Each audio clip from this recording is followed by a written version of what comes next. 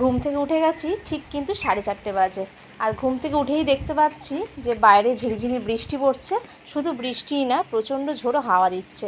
তা এর মধ্যেই ছাতিটা নিয়ে বেরিয়ে পড়লাম। আর উঠোনটার অবস্থা দেখতে পাচ্ছ, মানে এতটাই বৃষ্টি হয় এই বর্ষাকালটায়, উঠোনটার একদম মানে শ্যাওলা শ্যাওলা পড়ে যায়। খুব আস্তে আস্তেই পা ফেলতে হয়, না হলে কিন্তু পা পিছলে যাচ্ছে। তা দেখছি রাস্তায় এসে যে ঠাম্মা দাঁড়িয়ে আছে, ঠাম্মা গাছ থেকে ফুল নিচ্ছে। তো যাই হোক, একটু যেন সাহস পাওয়া গেল।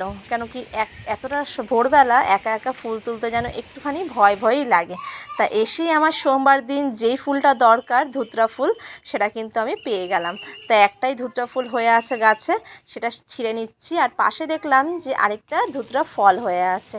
তো যাই হোক, শ্রাবণ মাসের প্রথম সোমবারটা বাবা মহাদেবের পছন্দসই মতন ফুল আর ফলটা কিন্তু আমি বাবা মহাদেবের কাছে দিতে পারবো। দেখো, আমাদের এখানকার বাজার থেকে তো আর এই ফুল আর এই ফল তো কিনতে পাওয়া যায় না। আমি যে গাছ থেকে পেয়েছি, এতেই যেন আমি ভীষণ লাকি। গাছের পাতা দেখে মনে হচ্ছে সারা রাত্রি হয়তো বৃষ্টি হয়েছে। এখনও কিন্তু সকালের আলো ফোটেনি, এটা কিন্তু রাস্তার লাইটেরই আলো। সকালবেলা ঘুম থেকে উঠে দেখছি যে প্রচণ্ড কিন্তু ঝোড়ো হাওয়া দিচ্ছে আর ভালো বৃষ্টি হচ্ছে, ঝিরিঝিরি কিন্তু ভালোই বৃষ্টি হচ্ছে, বলো ঠাম্মা? আর এই যে আমার সাথে আমার ঠাম্মা রয়েছে, দেখতে পাচ্ছ? এই যে ঠাম্মা রয়েছে, ঠাম্মার আমি ফুল তুলতে এসেছি পাগলের মতন সকালবেলা বৃষ্টির মধ্যে, হাওয়ার মধ্যে। তো যাই হোক, সোমবার আজকে। হ্যালো বন্ধুরা, গুড মর্নিং। কেমন আছো সবাই? আশা করি সবাই খুব ভালো আছো। শ্রাবণ মাসের প্রথম সোমবার তোমাদের সামনে নিয়ে আসলাম একটা সুন্দর ব্লগ। আর আজকে কিন্তু ইচ্ছা আছে যে ভাত বা অন্য কোনো আঁশ জিনিস খাবো না, আজকে শুধু ফল খেয়ে থাকবো। তা চলো, সকালটা শুরু হলো খুব সুন্দরভাবে, কেউ স্কিপ না করে দেখতে থাকো। সকালবেলা উঠে যখন দেখলাম যে এরকম বৃষ্টি শুরু হয়েছে আর প্রচণ্ড হাওয়া দিচ্ছে, তখন মনে হচ্ছে যেন শ্রাবণ মাসে প্রথম সোমবার কি বাবার তাণ্ডব নৃত্য শুরু হলো, এটাই যেন মনে হচ্ছে। তো যাই হোক, এই যে ফুল, আমার ফুল নিয়ে চলে এসেছি। চল, ঘরে রেখে এবার বাসি কাজটা শুরু করি। মেয়ে থেকে সুগৃহিণী হয়ে ওঠার পেছনে অবদান থাকে কিন্তু প্রত্যেকটি মায়ের সুশিক্ষা। হ্যাঁ, আমি তো সেটাই মনে করি। আমার মা কিন্তু সব সময়ই শিক্ষা দেয় যে ভালো কাজ করবি, ভালোভাবে থাকবি, ভালোভাবে চলবি, নিজের সংসারকে ভালো মতন করে গুছিয়ে রাখবি। সেটাই কিন্তু আমি পদে পদে মেনে চলি। দেখো, সকালবেলা উঠে যে কাজ করতে বসি, সকালবেলা উঠে যে সংসার সামলাই, বাচ্চা সামলাই, সেগুলো কিন্তু সবই মায়ের শিক্ষা। না হলে কিন্তু আমি হয়তো এরকম করতে পারতাম না বা এরকমভাবে আমি থাকতে পারতাম না। মা সব সময় এটাই শিক্ষা দেয় যে সহ্য কর আর ধৈর্য ধর, এই দুটো ওয়ার্ডকে সবসময় মাথার মধ্যে নিয়েই কাজবাজ করি। তো চলো, দেখো আমি কিন্তু অনেকটা কাজ কিন্তু কমপ্লিট করে নিলাম। বাসি বাসনগুলো মেজে ঘর দোর ঝাড় দিয়ে মুছে, এদিকে উঠোনটাও কিন্তু ঝাড় দিয়ে নিচ্ছি। আর বর্ষার সময় উঠোন তো একদমই ভেজা, সেই কারণে মনে করলাম যে সিঁড়ির সামনেটা একটু জল দিয়ে ঝাঁটিয়ে ধুয়ে দিই। আমি সবসময় বলি, দেখবে যে বর্ষাকালটা কিন্তু সুন্দরভাবে ঘরে বসে দেখতে বা অনুভব করতে ভালো লাগে। তবে এই কাদা প্যাচপ্যাচানিতে নেবে কাজবাজ সেরে সামলে, তখন যেন আর বর্ষাকাল ভালো লাগে না।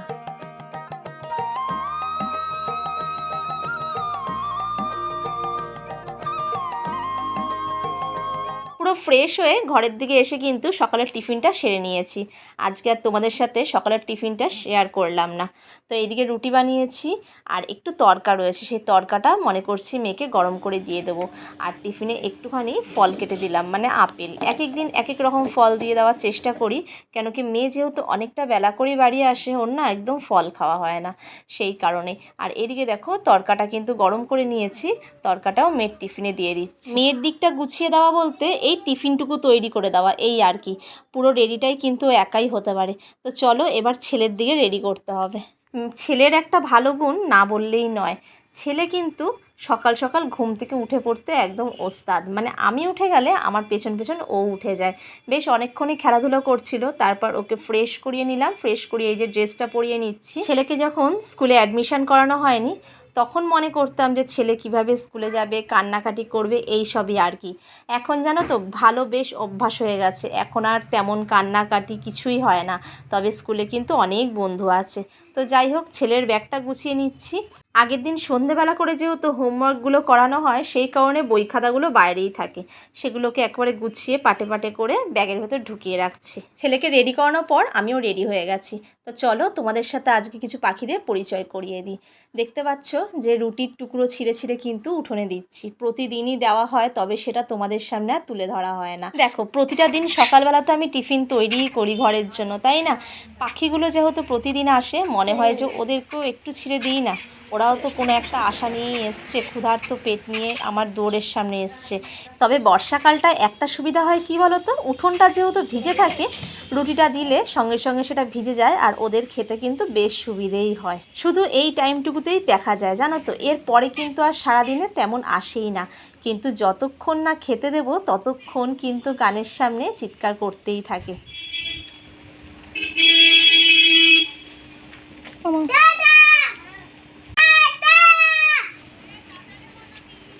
মেয়ে বেরিয়ে গেল দেখতে পেলে, মেয়ের গাড়ি আসলো আর এদিকে ছেলেকে নিয়েও কিন্তু আমি বেরিয়ে যাচ্ছি। দুজনের টাইম যেন একদম সেম, জানো তো, ওই জন্য আর কোনো প্রবলেমই হয় না।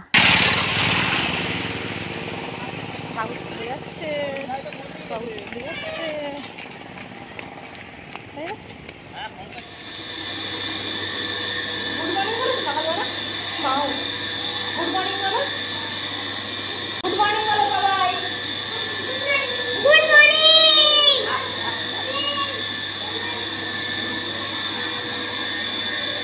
গুড মর্নিং বলো, গুড মর্নিং বলো, গুড মর্নিং। আবার বলবি? ছেলেকে ক্লাসে বসিয়ে বেরিয়ে পড়লাম বাড়ির দিকে। আর দেখতে পাচ্ছ আমার কিন্তু একটা নতুন ফ্রেন্ড হয়েছে, জানো তো। আমাকে এক পাও হাঁটতে দেয় না, শুধু বলে চলো আমার গাড়িতে করে বাড়ি ছেড়ে দিয়ে আসি। আর ছেলের ক্লাসে যখন আমি ক্যামেরাটা অন করি, ওরা যেন প্রতিটা বন্ধু খুব খুশি হয়, প্রচণ্ড আগ্রহ দিয়ে ক্যামেরার দিকে তাকিয়ে থাকে। এই জিনিসটা ভীষণই ভালো লাগে। এটাই তো বাচ্চাদের মন, তাই না? বাড়ি আসলাম, এসে ড্রেস চেঞ্জ করে কিছু জামা কাপড় ছিল কালকের ভেজা জামা কাপড় এই ঘরের মধ্যে, সেগুলো জানলার মধ্যে মেলে দিকে। এই যে ভাত বসিয়ে দিলাম হাঁড়িতে, ছোটো হাঁড়িতেই ভাত বসলাম, যেহেতু আজকে আমি ভাত মুখে দেবো না। ফ্রিজ থেকে বার করে গেছি মাছটা হবে। এই যে চিচিঙ্গা আছে, চিচিঙ্গাটা কেটে নেবো। তো চলো চিচিঙ্গাটা কেটে নিই আর ওইদিকে ভাতটা হতে থাকুক ততক্ষণ। তো চলো, যারা আমার ব্লগ ভিডিও দেখছো, আমাকে এত ভালোবাসা দিচ্ছ, এত সুন্দর সুন্দর কমেন্ট করছো, তাদের কমেন্টগুলো একটু পড়ে নেওয়া যাক। প্রথমেই বলি, সুপু লাইফস্টাইল ব্লগ, তোমাকে অনেক অনেক ধন্যবাদ গো। তুমি আমার প্রতিটা ব্লগকে দেখো, এনজয় করো, ভালো ভালো কমেন্ট করো। আরও একটা কোশ্চেন করেছো আমাকে, তোমার বাড়ি কোথায়? আমার বাড়ি নর্থ ডিস্ট্রিক্টেই গো। আর একটা জিনিস দেখো, এটা তো পাবলিক প্ল্যাটফর্ম, তাই না? এখানে কি অ্যাড্রেস শেয়ার করা যায় বলো? রাগ করো না কেমন? আর তারপর তোমরা তো আমার পরিবার, তোমাদের সাথে তো আমি আমার সব কিছুটুকু শেয়ার করব। তবে ব্লগ সম্পর্কিত যদি তোমাদের কোনো কোশ্চেন থাকে, তোমরা কমেন্ট করো, অবশ্যই তোমাদের অ্যান্সার দেওয়ার চেষ্টা করব, কেমন? তো চলো আরেক বন্ধুর নাম নেওয়া যাক, দীপার সংসার। খুব ভালো লাগলো ভিডিওটা, লাইক দিয়ে পাশে থাকলাম। হ্যাঁ গো, এইভাবেই আমার পাশে থেকো, আমাকে সাপোর্ট করো। গল্প করতে করতে চিচিঙ্গে রান্নাটা কিন্তু আমার প্রায় কমপ্লিট হয়ে যাচ্ছে, তাই না? কড়াইয়ে দেখো কালো জিরে রসুন ফোড়ন দিয়ে কিন্তু আমি চিচিঙ্গে রান্নাটা বসিয়ে দিয়েছি। এইদিকে এই যে ভাজাটা নামিয়ে রাখলাম, আর ওই যে ওইদিকে বর খাচ্ছে রুটি দিয়ে। সকালবেলা একটু তরকা রয়েছে, আর এই ভাজাটা দিয়ে একটুখানি খেয়ে নিচ্ছে। আর এইদিকে চলো মাছটা ভাজা করে নিয়ে।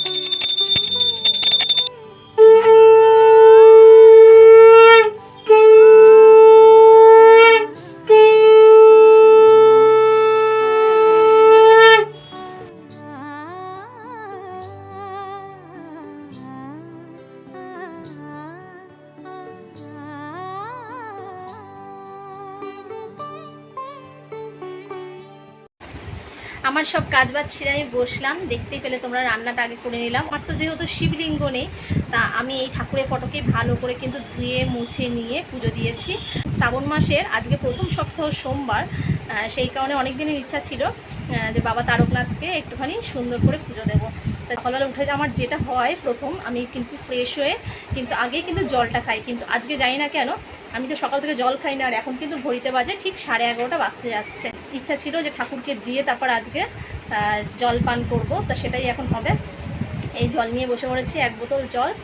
আর ওইদিকে আজকে তো তোমাদেরকে সকালবেলাই বললাম ব্লগে যে আজকে যেহেতু আমি আগুনের ছোঁয়া কোনো খাবার খাবো না, ফল বা ছাতু, দুধ, কাঁচা দুধ, এইসব জিনিসগুলোই খাবো, তা সেগুলো পরে হবে এখানে। তা চলো আগে একটু জলটা খেয়ে নিই। এই শ্রাবণ মাসটা আমাদের কাছে যেন ভীষণ একটা মজার মাস, খুব আনন্দের একটা মাস। মানে শুধু আমার বলতে না, আমাদের 3 ভাই বোনেরই। তোমরা দেখতে পারবে যে আরও অনেক অনেক কিন্তু ঝলক প্রতি সোমবার করেই তোমাদের সামনে নিয়ে আসবো। একটু পরে খাবারটা নিয়ে বসবো। তোমাদের দাদাভাই আজকে বাড়ি আছে, তা একটু ছাতু এনে দিয়েছে, আর কাঁচা দুধ তোমরা নেওয়াই হয়েছে। কাঁচা দুধটা দিয়ে ছাতুটা দিয়ে মেখে মনে করছি খাবো, আর বিকেলের দিকে একটুখানি ফল টল খাবো ওখানে। সকালবেলা যখন দুধ দিতে এসেছিল তখন না আর বোতলের দুধটা হাঁড়িতে ঢেলে রাখিনি। তখনই ভেবে রেখেছিলাম যে যেহেতু আজকে আমি আর অন্য কোনো খাবার খাবো না, তো এই কাঁচা দুধটাই খাওয়া হবে। দুধ কিন্তু আমি জাল দিইনি। আমি বলেছি যে আগুনের ছোঁয়াও কোনো খাবার খাবো না। তা বর ছাতু এনে দিয়েছে আর চিনি এনে দিয়েছে, তবে এই খাবারটা কিন্তু আমি ভীষণ ভালোবাসি, দুধ ছাতু।